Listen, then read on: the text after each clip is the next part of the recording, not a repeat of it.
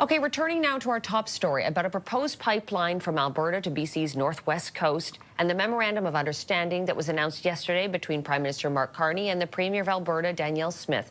Joining me now is Lisa Gue with the David Suzuki Foundation. Nice to see you today, Lisa. Hello. There was a strong response yesterday from the David Suzuki Foundation opposing this proposed pipeline.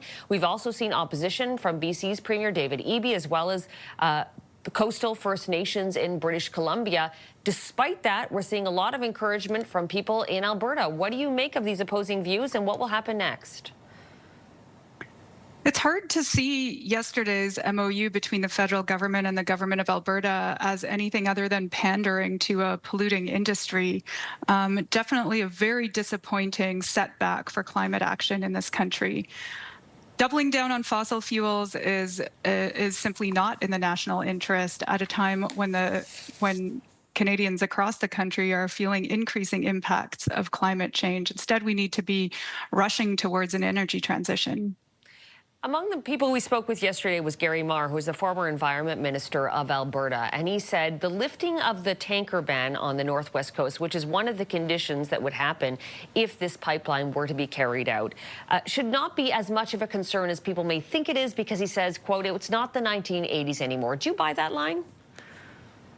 Absolutely not. I think, I mean, as strongly as we would oppose a new bitumen pipeline from Alberta to the West Coast, equally disturbing in yesterday's announcement is the signal that the federal government is willing to dismantle key environmental laws and regulations to appease the Alberta government's demands. The tanker ban is one of them. The Premier of Alberta noted 9 federal laws and regulations that the Prime Minister has agreed to, if not repeal, then adjust or weaken, give exemptions to. This does not help industry or the Canadian economy make the changes necessary to unleash Canada's clean energy potential. Instead, it sends a very confusing signal about Canada's commitments to climate action.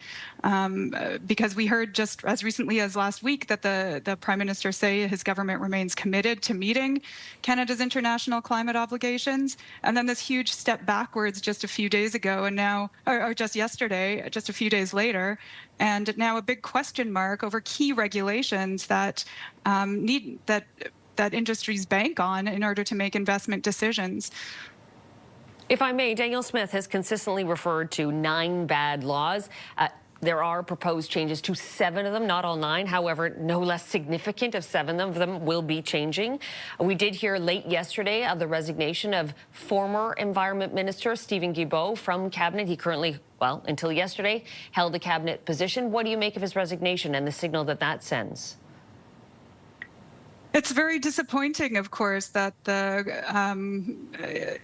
see. I share Steven Guilbeault's disappointment in the dismantling of Canada's climate action plan. His position is completely understandable under the circumstances. Certainly, it's certainly a confusing about face from a government that went to the polls so recently with a commitment to pursue climate action. Lisa Gue from the David Suzuki Foundation, thank you for your time today. Thank you.